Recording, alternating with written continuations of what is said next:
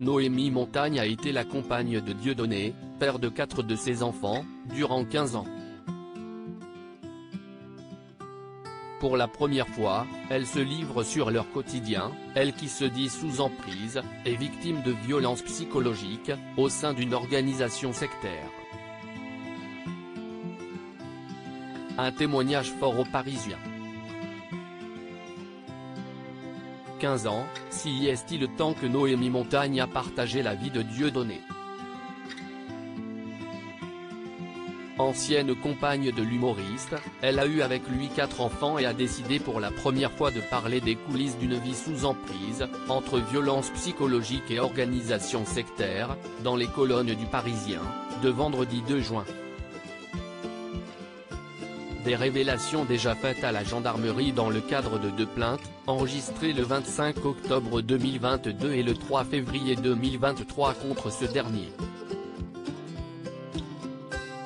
Alors que Dieudonné Mbala s'apprête à revenir sur scène, au Zénith aux côtés de Francis Lalanne en septembre prochain, elle dit s'être réveillée après que sa fille tombe malade psychologiquement en 2020. Cela m'a réveillée et, avec l'aide de spécialistes, les mots sont sortis. Ils m'ont parlé de violence psychique, d'emprise et d'organisation sectaire, admet-elle aujourd'hui. En 2006, elle ne sait pas que sa vie va prendre un tout autre sens, lorsqu'elle rencontre l'humoriste dans le hall de la gare de Bordeaux. Elle décrit alors l'attitude d'un prédateur.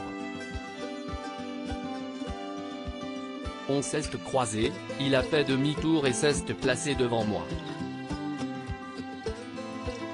Il me regardait. Si est un chasseur, il fait cela régulièrement et dans chaque ville, je l'ai compris plus tard, confie Noémie Montagne. La mère de 6 enfants explique s'être toujours tenue à l'écart des idéaux politiques de son compagnon. Dieudonné en privé, dans le quotidien, n'avait pas de discours radical. Ses fragilités me touchaient, il m'avait raconté avoir été placé en famille d'accueil dans l'enfance, je me disais le pauvre, il faut l'aider, fait-elle savoir. Celle qui est apparue sur sa liste antisioniste aux européennes en 2009 explique avoir joué les bouches-trous, étant sous emprise. Quant au choix de Jean-Marie Le Pen comme parrain d'une de ses filles, Dieudonné lui aurait présenté selon elle comme un coup médiatique. Au sujet du comportement de l'humoriste au quotidien, elle décrit « Il n'a jamais été attentionné.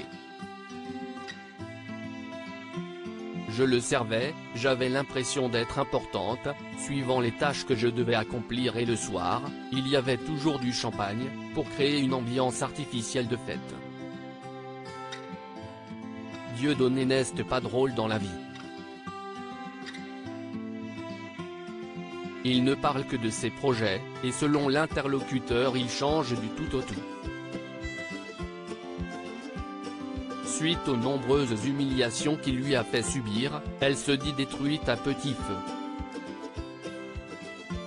À la fin je me cachais derrière un foulard et des lunettes, parce que j'avais honte de me montrer, rapporte Noémie Montagne à nos confrères.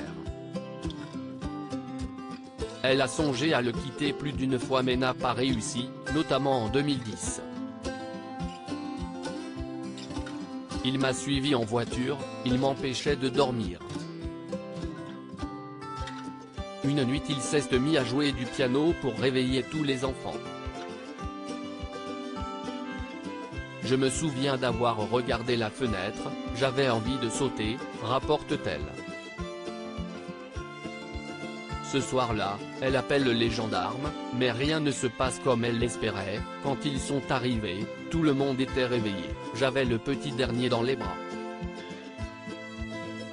Dieudonné a changé du tout au tout, il a pris un air désolé, en disant « Excusez ma femme, la pauvre, elle allait. » Point et il les a fait rire. À cet instant précis, je me suis éteinte définitivement. Je me suis dit, je vais mourir, personne ne me croira jamais.